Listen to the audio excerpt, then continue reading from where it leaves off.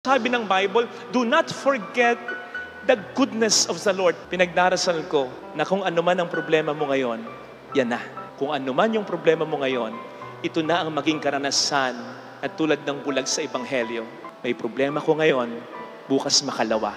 Alam ko, malalampasan ko na ito.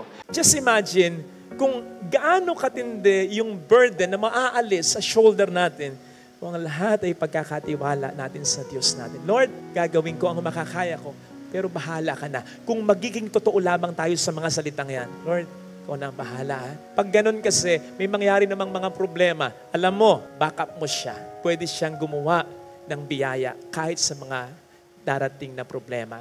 Hindi mo kontrolado ang lahat ng bagay, pero kontrolado niya. Hindi mo nakikita ang lahat, kita niya. At yon ang mas mahalaga. So imagine, yung magiging saya mo, kahit na may dumating pang mga problema, kasi bahala siya. Just imagine, kung gaano katindi yung burden na maaalis sa shoulder natin, kung ang lahat ay pagkakatiwala natin sa Diyos natin. Lord, gagawin ko ang makakaya ko, pero bahala ka na. Kung magiging totoo lamang tayo sa mga salitang yan, Lord, ikaw na ang bahala. Pag ganun kasi, may mangyari namang mga problema. Alam mo, backup mo siya. Pwede siyang gumawa ng biyaya kahit sa mga darating na problema. Hindi mo kontrolado ang lahat ng bagay, pero kontrolado niya. Hindi mo nakikita ang lahat, kita niya. At yon ang mas mahalaga. So imagine, yung magiging saya mo, kahit na may dumating pang mga problema, kasi bahala siya. Not just that, kapag tayo mapagkumbaba, hindi mo lamang mararamdaman ang pagmamahal at guidance ng Panginoon Kaya ka sasaya. Magiging mababaw rin ang kaligayahan mo. Kapag mapagkumbaba ka, makikita mo ang mga biyaya niya na hindi mo na kinakailangan gumasta ng malaking pera, pumunta ng kung saan-saan. Okay yung mga yan. Pero sabi nga natin kanina, there is certainly more than money can bring and can give us. Basta, maging totoong children lamang tayo of God. Nakalulungkot at nakakaawa yung mga taong ang kaligayahan, kinakailangan mong gumasta ng maraming pera. Hindi masama yan. Pero, kapag hindi ka na sumasaya sa mga simpleng bagay, there's something wrong with you. Sapagkat ang Diyos, pinasaya tayo mula noon hanggang ngayon sa pagiging simple lamang niya. Kung hindi natin yun nakikita at hanggang ngayon di natin nakikita ang Panginoon sa banal na ostya, there's something wrong with us. Masyado na tayong mataas. Hindi tayo sasaya ng ganyan. Magiging high maintenance tayo pag ganyan. Magiging malungkot tayo kung ganyan. Kahit pa maranasan natin ang karangayaan, kasikatan, kapangyarihan at kayamanan. Greatness recognizes greatness. Kapatid, maging mapagkumbaba para maisip mo, pwede ka rin palang maging dakila sa mga simpleng mabubuting paggawa. Kapatid, kapag ikay naging mapagkumbaba, makikita mo, may mga tao sa pamilya mo na dadakilain mo. Hindi nyo kinakailangan maging mayaman, maging sikat. Basta't mayroon lang kahit isa na nagsasakripisyo para sa inyo, dakila, great family ang meron kayo. Ito sana ang hilingin nating biyaya sa banal na pagdiriwang na ito. Pagpapatawad ang isa sa mga turo ni Kristo na madalas niyang sinasabi sa mga tao. Sapagkat kung tayo daw ay nagpapatawad, patatawarin din niya tayo. Pero kapag hindi tayo nagpatawad, hindi rin niya tayo patatawarin. Sabi po ng ilang psychologist, yung anger daw is just a secondary emotion. Ang ibig sabihin nun, kapag tayo nasaktan, yun yung una nating nararamdaman. Tayo ay nasaktan. Tayo ay na-hurt. There is pain. Yung anger daw is just a secondary emotion to cover that pain, to cope up with that hurt. So parang defense mechanism. Now, humingi man ng tawad sa atin o hindi, yung taong nag-aasala sa atin, either way, para maka-cope up lang tayo sa pain at sa hurt, we choose to stay angry. At yun po ang mali. Yun ang mali. Kasi kapag nagkakaganon, mas nananatili yung pain, mas nananatili yung hurt, at ang resulta, anger. Doon na nagiging mali. Walang masama sa magalit Pero yung alagaan mo, susugan mo, panadalihin mo, doon na nagkakasala ang tao. So nasa choice talaga natin eh. Yung pagtatanim ng galit, ito ay activity ng ating isip. Kasi yung masaktan tayo tulad ng ibang sakit o pain, mawawala at mawawala eh. O sino ba dito ang namatayan na ng taong pinakamamahal niya? Napakasakit nun. Pero nawawala din naman at nababawasan paglipas ng panahon. So ganun din yung pain ng ginawa sa ating kasalanan. Mawawala yan. Or at least, kahit pa paano mababawasan o gagaan. Pero kapag we willingly choose na panatilihin at alagaan pa yung pain na yan, again, magre-result to full-blown anger yan. And so the painful truth is, tama, sinaktan tayo ng ibang tao. Pero ang patuloy na sumasakit at nananakit sa ating sarili ay tayo mismo. Sabi nga, the first victim of unforgiveness is not the one needing or asking forgiveness, but we who refuse forgiveness. Kaya po kapag sinasabi ng Panginoon na tayo magpatawad, wag po nating iisipin that He is being inconsiderate on His part. Ang totoo, iniisip ng Panginoon ang ating pakanan sapagkat ayaw niyang mamatay tayo sa ating sariling lason. And that is true. Kasi ang pagtatanim ng galit ay parang paghahanda, pagtitimpla ng lason na gusto nating ipainom sa kasala sa atin. Pero alam nating mali eh. May takot din naman tayo sa Panginoon eh. So hindi natin ipaiinom. Pero imbis na ating itapon, tayong umiinom. O di ba katangahan yon? Hindi, ikaw na ngayon nasaktan eh. Di ba? Ikaw pa ba ang pipili araw-araw na patuloy kang masaktan? Sabihin mo sa sarili mo, huwag kang tanga. Magpatawad ka. Yung pagtatanim ng galit ay activity ng isip. Yung pag-aalis ng galit, activity rin niya ng isip. So kung nararamdaman mong hindi ka pa handa, basta willingly choose to forgive hanggang sa makapagpatawad ka na ng lubusan. Alisin mo yung galit at wag na wag kang gaganti. Yun ang wag na wag mong gagawin. Sapagkat walang maidadagdag sa iyo, may maibabawas pa ng malaki. Kaya nga diba, madalas ang sinasabi natin sa mga nagawa ng kasalanan na may katuwiran, do not stoop down to their level. Huwag kang bababa sa level nila. Kasi yung nakagawa sa iyo ng kasalanan ng mali, yun talaga ang bumababa ang level. So huwag kang gaganti sapagkat kapag gumanti ka, bumababa ka sa level nila. Huwag kang mag-alala, hindi naman natutulog din ang Diyos. Siya ang gaganti para sa iyo kung kinakailangan gumanti. Yun naman din ang kanyang sinabi.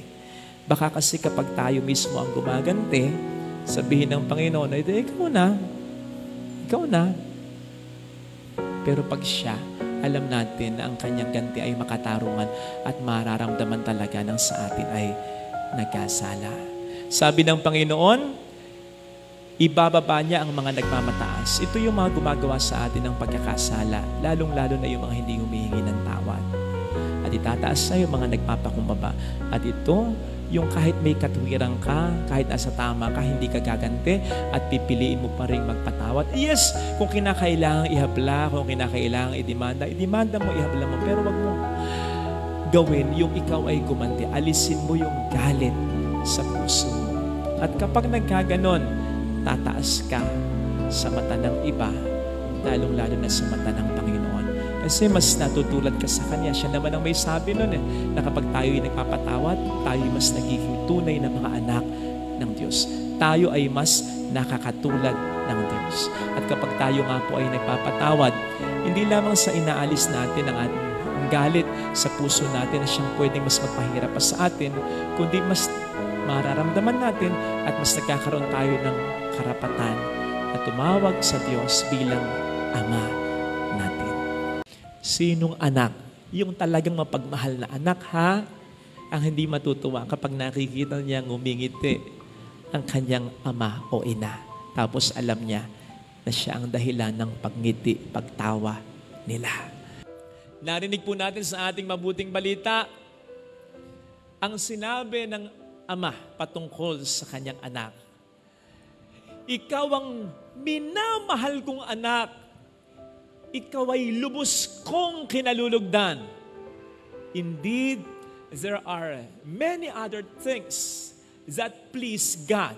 Marami pang ibang mga bagay na kinalulugdan ng Diyos. Pero, ibang lugod ang naibigay ni Jesus sa Diyos. By the way, pag sinabing kinalulugdan, kinatutuwaan, kinatutuwaang pagmasdan, ganon kapag ang isang bagay o isang tao ay pleasing, kalugod-lugod. Kasi may magandang pinapakita. Gusto mo lagi siyang nakikita. Gusto mo lagi siyang pinagmamasdan. Pleasing in your eyes. Pleasing si Jesus in God's eyes. Bakit? Ano bang ginawa niya? Partikular ba siya sa itsura niya? No! Hindi nga siya partikular sa tutulugan niya. Ang mga ibon ay may mga nest, ang mga sunggubat ay may mga lungga, pero ang anak ng tayo wala mang lamang mapagpahingahan. Meron ba siyang kayamanan? Hindi nga siya sumisingil sa kanyang mga ginagawang himala at kapapalagan. Meron ba siyang makasariling pangarap sa buhay? Ang pangarap niya ay para sa iba, para sa kapwa. So wala siya ng lahat ng mga means sa standard ng mundo upang maging masaya. Pero masaya siya. Bakit? Kasi nabibigyan niya ng lugod ng saya ang ama. Sinong anak? Yung talagang mapagmahal na anak, ang hindi matutuwa kapag nakikita niya ngumingiti ang kanyang ama o ina. Tapos alam niya na siya ang dahilan ng pagngiti, pagtawa nila. Ganon si Jesus. Masaya siya kasi nabibigyan niya ng kaligayahan ang ama.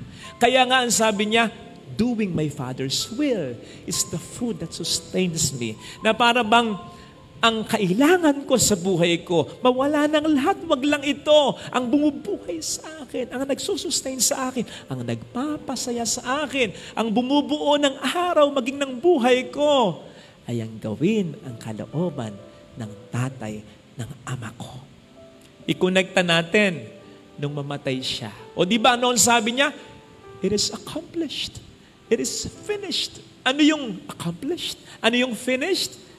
Nagawa ko punto por punto kung ano ang kalooban ng ama ko. Kaya sa kabila ng mga nangyayari ngayon, sa kabila ng ako'y nakapako sa krus, sa kabila ng pinagmumuran niyo ko, inaalipusta niyo ko, sa kabila ng mga mabubuting ginawa ko sa inyo, sa kabila ng mamamatay ako bilang naging totoong tao, masaya ako. Kasi nabigyan ko ng kaluguran, ng kasiyahan ang tatay ko. Simple lang ang ginawa niya. At ganun din ang dapat na gawin natin. Ilan kaya sa atin ang nabubuhay ngayon at mabubuhay pa hanggang sa mamatay ang hindi makararamdam ng tunay na saya. Sapagkat ang permis nating binibigyan ng kaligayahan, so ito rin ang nagdidikta sa ating paraan ng pagkakamit ng kaligayahan. Ang permis nating binibigyan ng kaligayahan ay ang ating sarili na nakabatay naman sa kaligayahan ng iba. Hindi ba't ironic yun? Gusto mong maging masaya pero parang ang kaligayahan hinahanap mo at pinupursu mo ay nakasalalay sa ligaya ng ibang tao. Sige nga, bakit ka nagpapaganda? Bakit ka nagpapagwapo? Yun yung paraan para maging masaya. O hindi nga ba't dahil sa sasabihin ng iba? Bakit ka nagpapayaman? O hindi nga ba't para sa social status na ibibigay sa iyo ng iba? Bakit ka nagsisikap maabot ang iyong mga pangarap? O hindi nga ba't para na rin sa iba? Kapag puro iba, kapag puro sarili, I don't think magiging tunay tayong masaya. In the first place, in pleasing others, you cannot please everyone. Biruin mo, ang dami mong ginawa sa katawan mo, ang dami mong masasarap na pagkain na iniwasan, tiniis na hindi matikman. para ma-maintain lang ang figure ng iyong katawan. Ang dami mong isinakripisya para sa negosyo, para sa trabaho, para sa pamilya mo. Maabot mo lang din ang pangarap mo, pero pag ito'y hindi tiningnan, hindi pinuri, hindi in-affirm, hindi pinahalaga ng tao, hindi ka magiging masaya. Kaya ako sinabi na simple lang na maging masaya. At yun ay upang ang gawin natin ay ang kalooban ng Ama. Doon tayo magiging masaya. Hindi aksidente na nang magkatawang taong Diyos na si Jesus ay pinili niya maging mahirap lang. Kaya ipinanganak siya sa sabi-saban lang upang ipakita sa atin, simple lang. Hindi mo kinakailangan maging mayaman. Hindi mo kinakailangan maging napakatalino. Hindi mo kinakailangan maging napakamakapangyarihan upang ikaw ay maging masaya. Magpakatao ka lang, magpakabuti ka. Gawin mo ang kalooban ng lumikha sa iyo at magiging masaya ka ng totoo. Yes, kung minsan mahirap gawin ang kalooban ng Diyos, mahirap magpakabuti. But come to think of it, we are made for this. We are made that way. Nilikha tayo ng Diyos na mabuti. Kaya dapat maging simple lang ang maging pagpapakabuti. Pagpapakatao, ginagawa lang talaga natin komplikado. Nilikha tayong kalugod-lugod ng Diyos. Pero anong ginawa ng tao? Ginawa natin komplikado. Ang sabi naman ng Diyos, malinaw na malinaw, pwede mong kainin ng lahat, wag lang yung bunga niyan. Kapag ginawang komplikado ng tao, bakit lahat pwede kainin? Ito hindi. Ay, hindi pwede. Dapat kainin ko rin yan. Dapat matikmatingman ko rin yan. O diba? Simple lang naman. Mahalin mo ang asawa mo. Maging faithful ka. Hindi naman siya mapagmahal sa akin. Ganito siya, ganun siya. Maging marespeto ka, igalang mo ang iyong ama at ina. Kapatid mo, wag mong ituring na iba. Napakasimple niyan. Ang dami-dami nating ginagawang dahilan upang makatungtong tayo sa kasalanan. Ginagawa din naman ng iba. Pwede na yan. Hindi na kasalanan na yan. Kaya sa halip na ma-maintain natin na tayo'y malinis, na tayo ay mabuti, na tayo ay masaya, sinisira, binababoy, at pinarurumi tayo ng pagkakasala. Kapatid, again, simple lang upang tayo maging masaya. Gawin natin ang kalooban ng Ama. Maging mabuti lang, magiging masaya ka. Di ba sinasabi natin, kasabihan yung, walang taong mapagbigay ang namatay ng dilat ang matao mahirap. Kasi pinagpapala ng Diyos sa mga taong mapagbigay. Totoo yan. Pero pwede na natin sabihin, walang taong mabait ang namatay ng mapait. I mean, malungkot. May pagsisisi. May galit, may inggit. Walang ganong mabait na namatay. Lahat ng mabait, nabubuhay, at masayang namamatay. So yun sana ang hilingin nating biyaya sa banal na pagdiriwang na ito. Pamiting gawing komplikado ang buhay, maging mabait ako, at magiging masaya ako. Diba, ganun din naman ang prayer natin para sa kapwa natin, lalo na para sa mga taong sa atin ay mahalaga. Kapag tapos ng communion at nagbe-bless ako, di ba, naghahawak-hawak pa kayo ng kamay, lalong-lalo na mga mag-asawa, magkakapatid, mag-ina, mag-ama, sigurado ko, di naman kayo nagdarasal na, sana manatiling gwapo at maganda itong asawa ko. Sana maging kilala, balang araw itong anak ko. Sana yumaman itong, hindi. Sigurado ko kung nagdarasal man kayo, kapag birthday ninyo, kapag bagong taon, kapag Pasko, kung nagdarasal kayo ng material na bagay, lalo na pag nagsisimba kayo, sigurado ko, ang unang-una, o kung hindi man nauna, ay pilit na inihahabol ninyo, Lord, pero sana higit sa lahat, maging maayos ang pamilya ko. Ibig sabihin, maging faithful yung asawa ko lagi sa akin. Ibig sabihin, maging masunod rin yung mga anak ko, marespeto sa akin. Ibig sabihin, magmahalan ang mga anak ko. Ibig sabihin, maging okay kami ng nanay ko, ng tatay ko, ang mga magulang ko, magmahalan ng totoo, maging okay kami ng kapatid ko. O diba? Yun yung pinagdarasal ninyo. Ang maging mabuting tao, ang mahal niyo. Ngayon, di man maging mabuti yung asawa, sorry. di man maging mabuti yung isang miyembro ng pamilya, sorry to hear that, sorry to know that, pero ikaw manatili kang mabuti. Huwag mong gagantihan ng masama. I mean, hindi niya iniaasikaso ang mga anak mo, pati ikaw gano'n na rin. I mean, nagmamataas siya na kapatid mo, pati ikaw magmamataas na rin. Mabawasan man ang pamilya dahil sa pagiging masama niya, dahil sa pagiging hindi mabuti niya, hindi man maiwasan yon, manatili na lamang na intact yung natitira at mananatiling intact yung natitira kung magpapakabuti ka at yung iba. Sabi ng Diyos patungkol sa ating Panginoong Hesus, lubos kitang kinalulugdan. Ang ibig sabihin, again, ang kinalulugdan, gusto niyang nakikita. So, ibig sabihin, walang moment sa buhay ni Jesus na hindi siya tinitingnan ng tatay ng Diyos Ama. Ganon din ang ginamit para kay Elizabeth at Zacarias, kapwa sila kalugod-lugod sa Diyos. Ganon din ang ginamit na description kay Mama Mary. Siya'y kalugod-lugod sa Diyos. Ibig sabihin, lagi silang tinitingnan ng Diyos. Kasi sa kabila ng mga pangit na nangyayari sa buhay nila, sa kabila ng mga pangit na sinabi tungkol sa kanila o ginawa sa kanila, nanatili silang nagmamahal sa Kanya at sa isa't isa.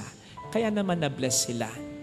Kasi hindi po pwedeng nagpapakabuti ka, merong moments sa buhay mo na hindi ka titigan ng Diyos. Wala. Sa Bible, ang sinasabing, God turns away His face from the proud men, yung mga taong gumagawa ng kasalanan, yung mga taong mayabang, yun, inaalis niya yung tingin niya. Pero sa taong nagpapakabuti, nagpapakabuting asawa ka, magulang, kapatid, lahat ng nangyayari sa iyo, alam ng Diyos. Kaya hindi pwedeng hindi Kanya tulungan kung kinakailangan mo man ng tulong niya. Ito sana mga kapatid ang ating pagdasal sa ating banal na misa upang tunay nga tayong maging masaya. Tandaan po natin ha, kapag tayo ipinagdarasal, ibig sabihin may concern sa atin o baka nga tayo ay higit pa sa concern, minamahal. Kaya po, lalo na sa mga kasama natin sa live stream o kahit yung mga nagsisimba dito, kung minsan hindi naman kayo nagpamisa, tapos narinig mo bigla yung pangalan mo na binasa sa pamisa, hindi naman ikaw yung nagpamisa. Sana mangiti ka kahit paano at ma-inspire ka as may taong nag-aalala para sa kalalagayan mo. May taong may concern para sa kabutihan mo. Not just that, kapag tayo ay nagdarasal sa Diyos, ibig sabihin, we want the best for this particular person.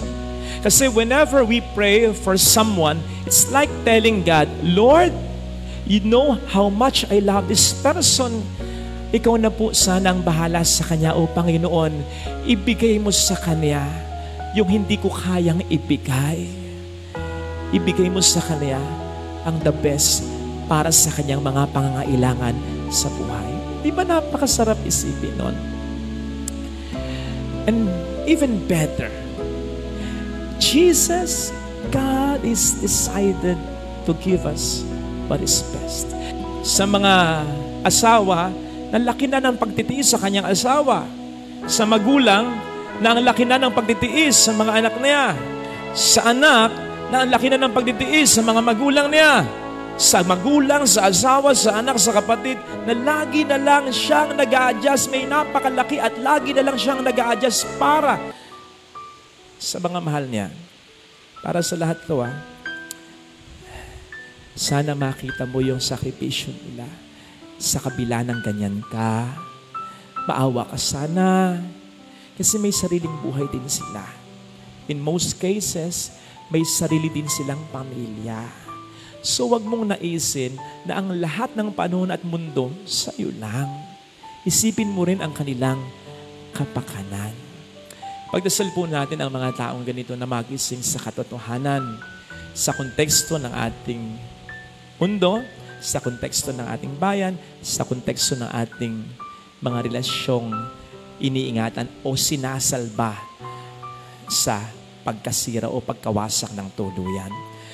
Magbigay nawa ng parte ang bawat membro, ang bawat tao, sapagkat hindi magkakaroon ng tunay na pagkakaisa kung hindi lahat ay magbibigay ng parte nila.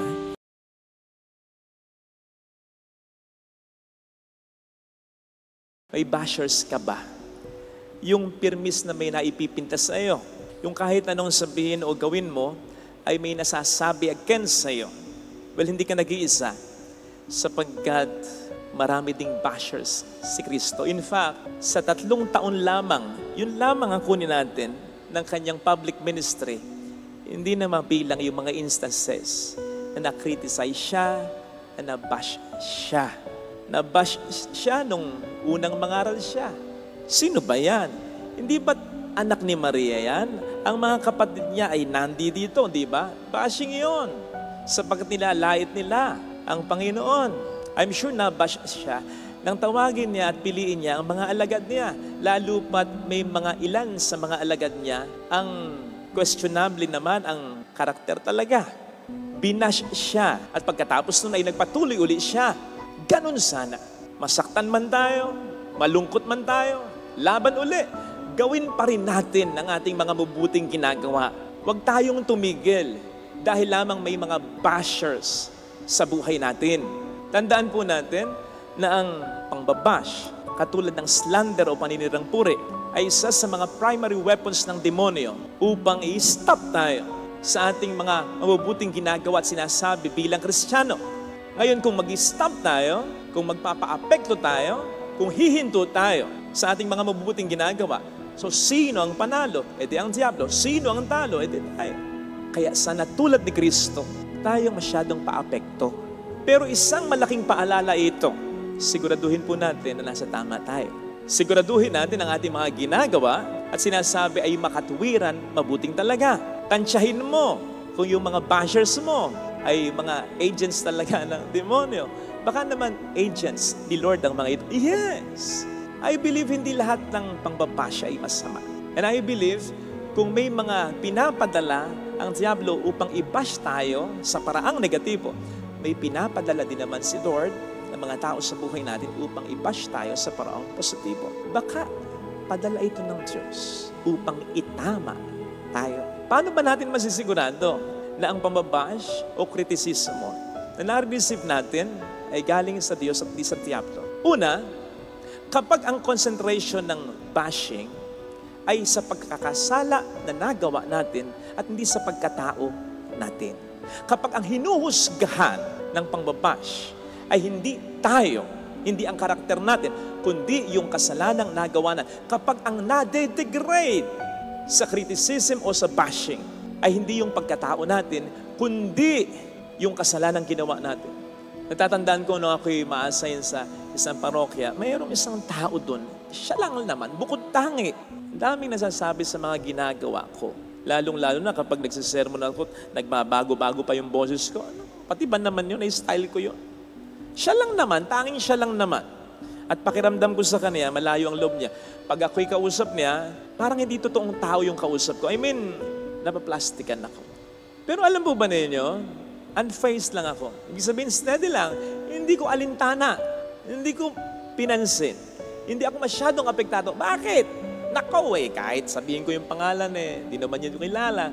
I mean, kung sasabihin ko at makikilala ng mga taong nanonood ngayon sa akin sa parokyang pinanggalingan ko, oo nga, Pader, tama ka. Ako, Pader, huwag kang mag-alala. Hindi ka nag-iisa, kami rin ginaganyan niya. So, alam niyo yun, kung mabuti ang pakikipagkapwa-tao noon, kung maganda ang karakter niya, lalong-lalo na sa mga kaparokyaan namin, doon ako mababazar Doon ako mag-iisip, baka totoo yung sinasabi niya sa akin.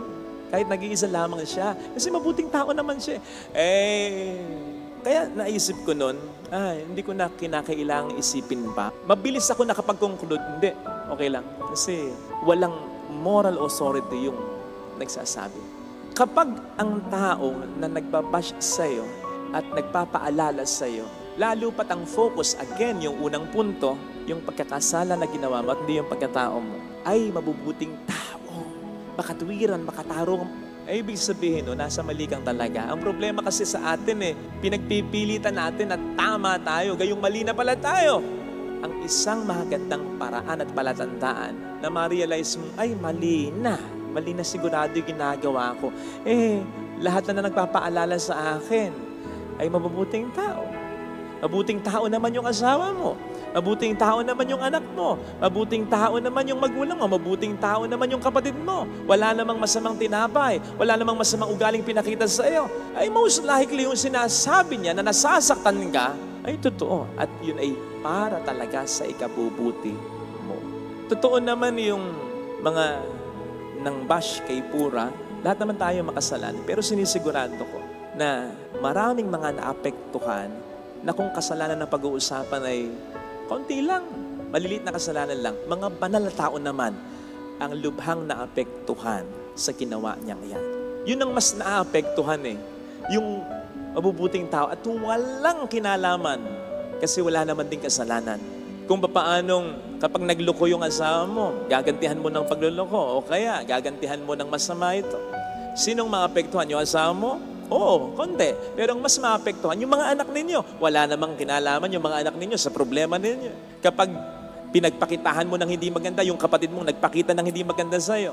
Apektado yung kapatid mo na pinagpakitahan mo rin ng hindi maganda? Yes, pero konti lang. Ang pinaka-apektado ay yung mga magulang ninyo na wala namang kinalaman sa pagkakagalit ninyo ng kapatid mo. Besides, anak nila kayo pareho. Pag pinakulong mo, yung isang tao na pwede mo namang patawarin at humihingi naman din naman tawad sa'yo. Sino ang mas apektado? Siya na ipakukulong mo? Oo. Pero ang mas at pinaka-apektado, yung pamilya niya na umaasa sa kanya, na maapektuhan talaga kapag ang taong ito ay pinakulong mo.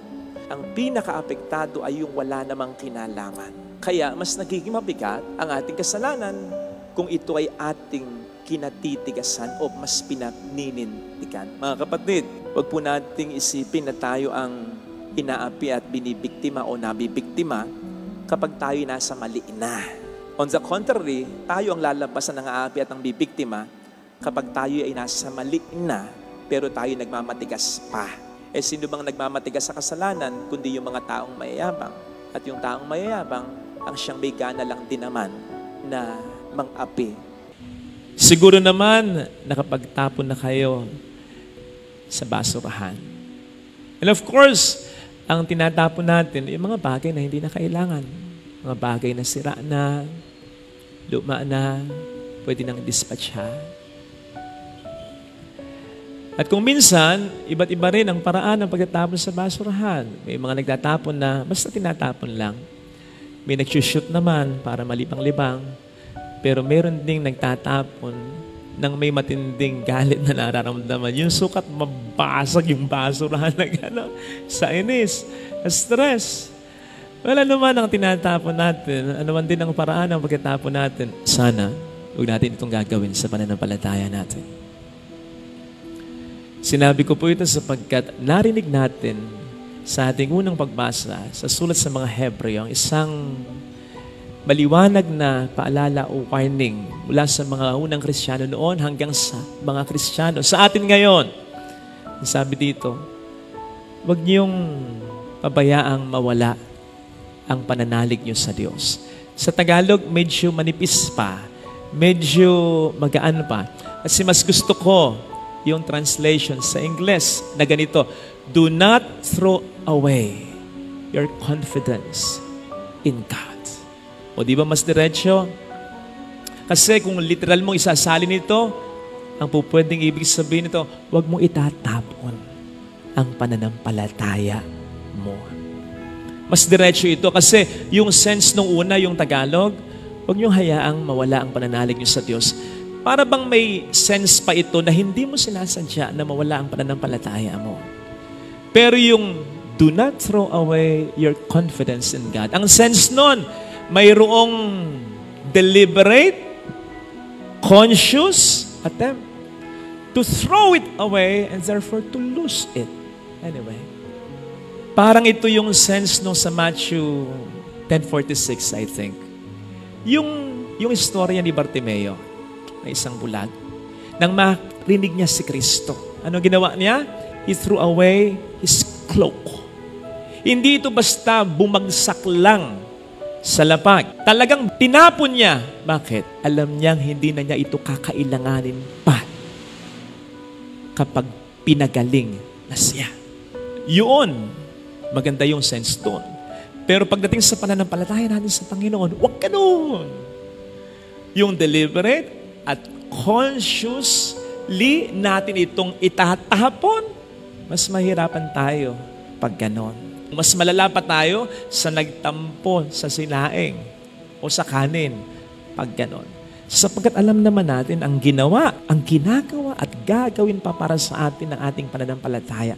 Dahil sa ating pananampalataya, tayo naging tunay na mga anak ng Diyos. May access tayo sa Diyos. Sapagkat ang pinakatagapamagitan natin, dahil na rin sinasabi sa atin ng sulat sa mga Hebreo, ay ang Panginoong Jesus natin. May bonus pa ang ating mahal na ina. Kami pong mga pare, pwedeng sumablay pa sa aming pagdarasal para sa inyo. Kahit na sinasabi namin, ipagdarasal namin kayo, pero ang ating Panginoong Jesus, hindi. He always intercedes for us. Lagi niyang iniisip ang ating kapakanan. Lagi niya tayong pinagdarasal. Wala pong sablayan. Kaya't ang kanyang awa at biyaya ay available sa atin araw-araw. To top this all, ang buhay na walang hanggan na sa atin ay nakalaan. Wag lang nating tatalikuran ang pananampalatayang yan. Tulad ng sinasabi sa ating unang pagbasa ring napakinggan. Kaya nga, nagsimula yung paalala sa sulat sa mga Hebreo sa mga salitang alalahanin ninyo, remember. Alalahanin ninyo yung mga pagsubok na nalampasan ninyo. Nang pinapakita dito, hindi lang yung effort ng mga unang Kristiyano para malampasan ng mga pagsubok na ito, kundi ang mas pinalulutang dito ng sulat sa mga Hebreo, yung biyaya ng Diyos na ibinigay sa inyo upang malampasan nyo ang lahat ng ito. Alalaong pag sinasabi sa kanila, huwag niyong kakalimutan yon. Sapagkat kung wala ang Panginoon, hindi niyo malalampasan ang lahat ng iyon. At kung ginabayan kayo ng Panginoon, kahapon sa mga pagsubok na yon, gagabayan pa rin kayo ng Panginoon ngayon at sa mga susunod pang panahon sapagkat hindi nagpapago ang Panginoon. Come to think of it, bakit nga ba natin itatapon ang pananampalataya natin? Bakit nga ba natin sasabihin na hindi na natin kinakailangan ang pananampalataya natin, na pwede na natin i-dispatch ang pananampalataya natin? Kung hindi naman tayo stress na stress, lungkot na lungkot, at disappointed na disappointed. Kaya nga, sa maraming mga nangungumpisal, na ang ikinukumpisal ay nanghina po, na wala po ang pananampalataya ko. Lahat yan! Walang hindi umiiyak sa lahat ng yan. Lahat yan umiiyak. Sapagkat ramdam nila ang kanilang panghihinayang, sapagkat alam nila sa puso at isipan nila na nawala ang pananampalataya nila hindi dahil sa Diyos, kundi dahil sa kanila, sapagkat nagpadala sila sa mga negatibong bagay na naranasan nila.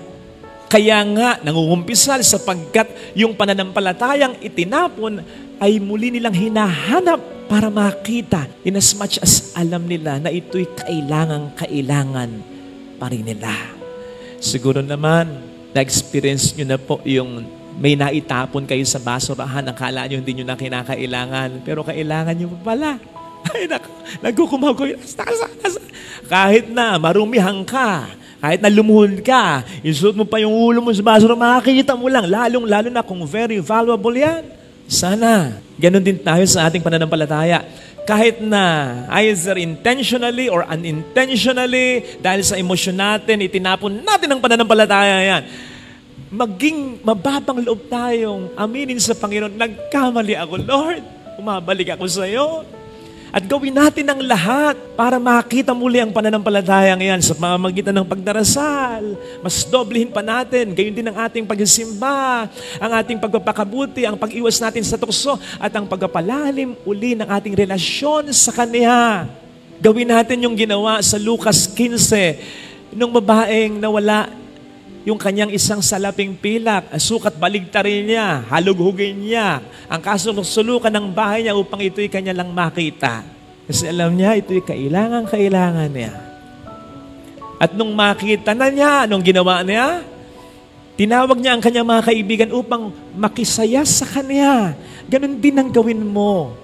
Kung naranasan mong nagduwindel o sumadsad ang pananampalataya, o kaya itinapon mo ang pananampalataya mo, tapos nakita mo, nagkamali ka, kailangan mo ito. Hanggang sa matagpuan mo uli ang isang malalim na relasyon sa Panginoon. Sinabi naman niya, if you seek me with all your heart, you will find me. So pag naranasan mo uli yon, sabihin mo sa iba, pangalandakan mo, ikwento mo, magkaroon ka ng testimonya. Hindi para makapagyabang sa kanila, kundi para sabihin din sa kanila na pwedeng dumaraan sa pinagdaanan mo o pwedeng daraan sa pinagdaanan mo na ang pananampalataya natin laging nandiyan yan. Hindi mawawala yan. Ano man ang mga matitinding problema ang ating maranasan unless itatapon natin yan. Magpatotoo ka sa kanila na ang Diyos ay laging maaasahan. Wag lang nating itatapon basta-basta ang ating relasyon sa Kanya. Sapagkat na ating pag-iisip. Ang diferensya sa atin, alam niyo kung ano, masyado tayong mainipin. Gusto natin agad makuha natin ang ating hinihiling. Gusto natin trabaho agad, yun ang hiling mo eh. Gusto natin magandang negosyo agad, yun ang hiling mo eh. Gusto natin masolve agad ang problema, yun ang hiling natin eh. Magbago agad yung tao na ipinagdarasal mo, yun ang hiling mo eh. Maging masaya na agad tayo. Nakakalimutan natin maghintay. Nakakalimutan natin na dapat nating mas pairalin ang pananampalataya natin, hindi lang upang makuha ang ating hinihiling, kundi upang matupad ang kalooban ng Diyos sa buhay natin. Ano ang sabi? Seek first the kingdom of God. Pag sinabing kingdom of God, paghahari ng Diyos, kalooban ng Diyos, and everything will be given you.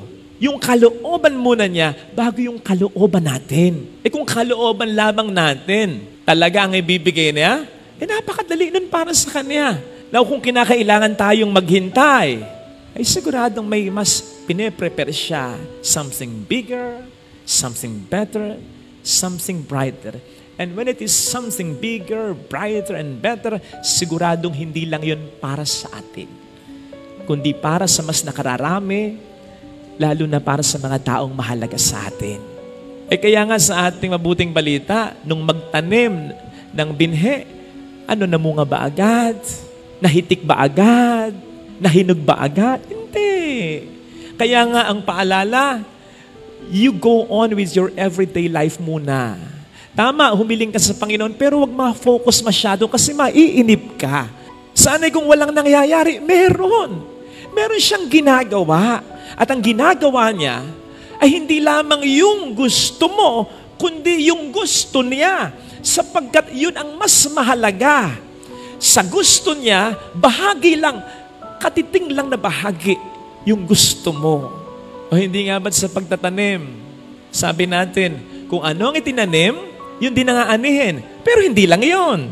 I mean, pag nagtanim ka ba ng isang buto, ang aanihin mo, isang manggalang din dahil isang buto ang tinanim mo? Hindi. Pag nagtanim ka ng isang binhi, marami kang aanihin. Sagana, kaing-kaing. So yung kalooban mo, yung isang binhi lang. Yung kalooban ng Diyos, yung kaing-kaing na mga blessing. Madali para sa Kanya ibigay ang hinihiling mo. Kung hanggang doon lamang talaga ang kalooban niya para sa iyo, pero you and people around you deserve something better, bigger, and brighter.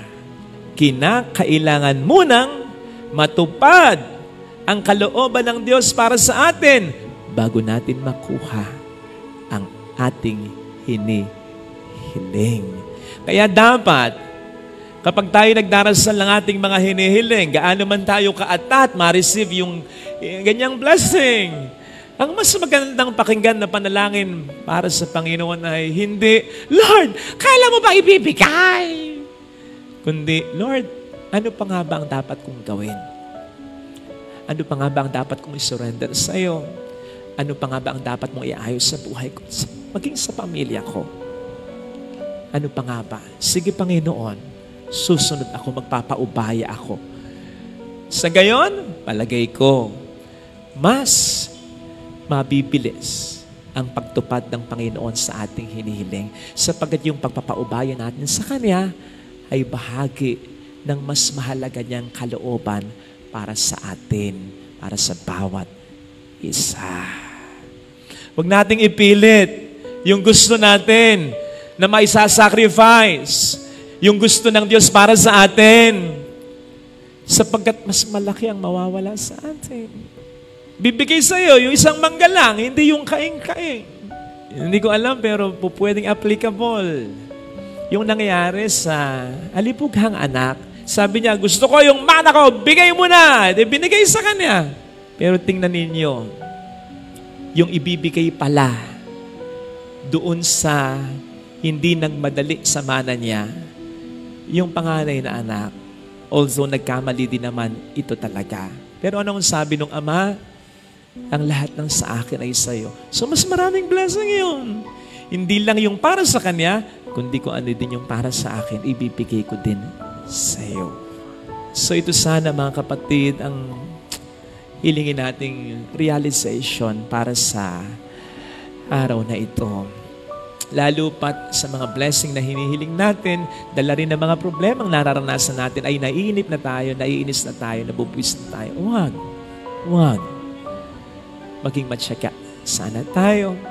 At ang hangarin natin, yung anihan, hindi basta yung ating kagustuhan, yung kalooban ng Panginoon, sapagkat alam naman natin at proven na dapat natin yan.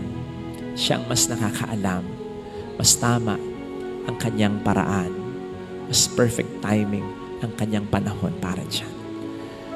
Amen. Ilagay na